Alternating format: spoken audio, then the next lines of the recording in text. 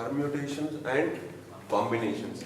Permutations, the word itself says permutation. You count every mutation of the situation. Counting all possible ways is called permutation. So to put it plain and simple, if you have 5 people, say A, B, C, D, E. If you have 5 people A, B, C, D, E, then you choose a group A, B, C or B, C, D. The different groups that you choose are different combinations. The different groups that you choose together with the arrangements in each group. ACB is a different permutation but not a different combination. That is the basic idea of permutation. ACB, CBA, these are different permutations. And whatever variations you do here, all this put together, if I make columns of C, D, E, all such pairs, all pairs of 3, out of 5, 3 are selected, say, all 3 pairs possible I write, and then all the arrangements that are possible in each of these C, D, all such arrangements that are possible in each of this selected combination I have written. Then I have a table. The whole table put together, counting of the number of values in the whole table gives us the number of permutations. But the number of columns is the number of combinations. But the number of columns is the number of combinations. The number of permutations are always more than the number of combinations. Now, the number of columns into number of rows should be number of values in the table. Simple. Number of columns is combination and number of rows is the possible rearrangements in a single group. In one particular selected group, all possible rearrangements will be written. Because the group has same size, all possible rearrangements also will be for same number. That is, these 3 will have so many rearrangements as these 3 have. So the number of rows also will be same for each column. The number of rows is nothing but this value, that is 3 factorial.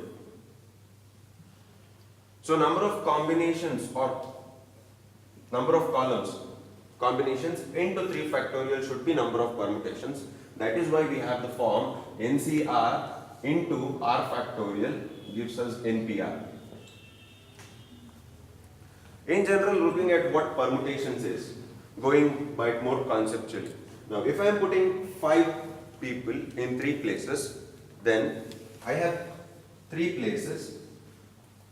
I have to put one among these 5 for the first place. First place. I am choosing one out of 5. That is, I have 5 options for the first place. Put down 5. Next place I have 4 options because one person is already sitting. Next place I have 3 options. These 3 multiplied is the number of permutations. These 3 multiplied is the number of permutations.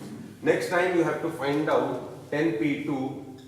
You have to start from 10, multiply for 2 places. This is 1 place, 9, second place. 10 into 9, 90 should be the value of 10p2. And 5p3 should be 5 into 4 into 3, which is 60. Now we also know that the number of columns is the number of combinations. What we have already got here is number of permutations, which is all the number of values here. Divided by number of rows, you will get number of columns. How do I divide it by number of rows? The number of rows are equal to number of arrangements possible in one particular group. One particular selected group, how many arrangements are possible? That is, if I select A, B, C, how many different arrangements are possible? That is given by the selected people, 3P, selected 3 people have to be put in 3 places. How many ways do I have? If I have to put the selected 3 people in 3 places, first place I have to choose 1 out of 3, next place I have to choose 1 out of 2, and next place I have to choose 1 out of 1. So 3 into 2 into 1 number of ways.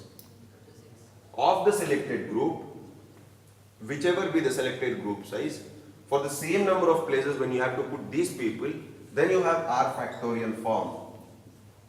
where R is the number of entities. Here, 3.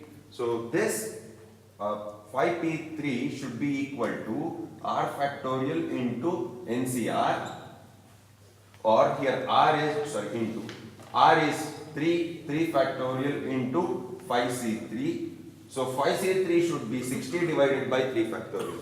5 into 4 into 3 divided by 3 into 2 into 1 is the number of combinations that we have, which is 60 by 6, 10.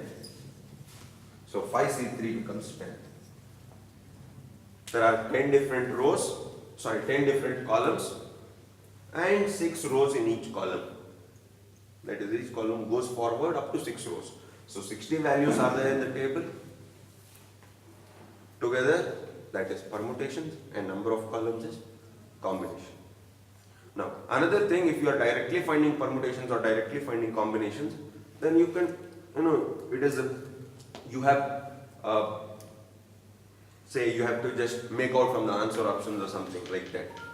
You calculate by combinations, you are getting a small number, options are huge, then probably it might be true that you have to do permutations for that question. Maybe you did not get.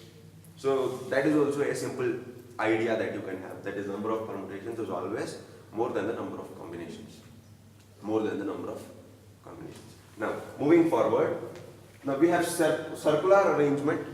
When people are sitting in a circular fashion, this was for straight linear arrangement. What if they are sitting in circular arrangement? What if the entities repeat? Now there is a small change. If you have, say, 5 fruits, if you have 5 fruits, out of them 2 are mangoes and other 3 are different fruits. In how many ways can you arrange them? If you have 5 fruits, out of them say 2 are mangoes. Then out of this 5, that is, say, mangoes 2 are there, then say apples, grapes, bananas, whatever you. Putting them into different places, still the number of permutations that you have. Still the number of permutations that you have are, first I have, how many options do I have? 1, 2, 3, 4 for the first place, 4, and next place, after I put 1, I have, if I have put mango, I have 1, 2, 3, 4. If I have put an apple, I have 1, 2, 3. So in general, to simplify the situation, what we do is divide 5p3 by the number of repetitions factorial. The number of repetitions is 2 factorial. If I am putting this into 3 places, then it is 5p3 number of arrangements. Because there is a repetition, divide by 2 factorial. If there are 3 identical, 3 factorial. If I have 2 groups of repetitions, 2 mangoes, 2 grapes are there, divide by 2 factorial, 2 factorial. Twice. So this is what you have to do when you have repetitions. Now, when you have circular arrangement, that is, people are sitting in circular fashion, say you can have, say, if it is ABC and ACB, ABC like this. If you consider these 2 arrangements to be different, which means ABC anti-clockwise and clockwise are considered to be different arrangements, then you have n-1 factorial number of arrangements in a selected group. If you consider both of them to be same, you have n-1 factorial by 2 number of arrangements, because clockwise and anti-clockwise are taken same. Now, further, moving application of these concepts into probability. Basic probability involves these concepts. That is, you have to find the number of ways. The number of ways that are favorable, number of ways favorable by possible number of ways is the probability. Now, probability basically is written like this. Probability of what you want is number of ways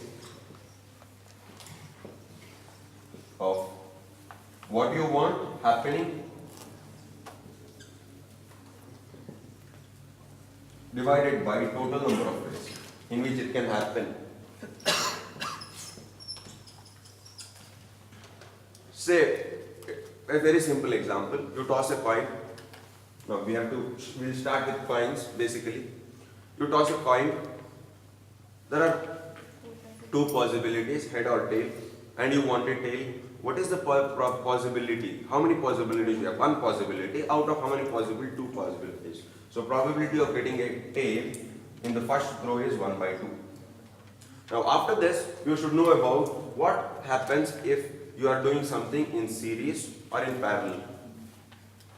That is basic idea of probability. Other things that you should know prior to solving further questions is, what if one event happens after the other? Like A, B, C, there are 3 cities, say, and you have 3 ways to reach B from A, 4 ways to reach C from B.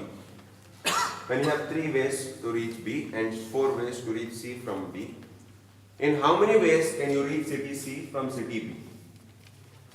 The number of ways would be 3 into 4. 12. And when things happen in series, you are multiplying. When things happen in parallel, you are adding. If I have to give you a simple idea for that, say from A to B, I can use either these 2 ways or these 2 ways. Total number of ways that I have are 4. Something happens in parallel, these are in parallel, you just have to add the number of possibilities. Something happens in series, you have to multiply the number of possibilities.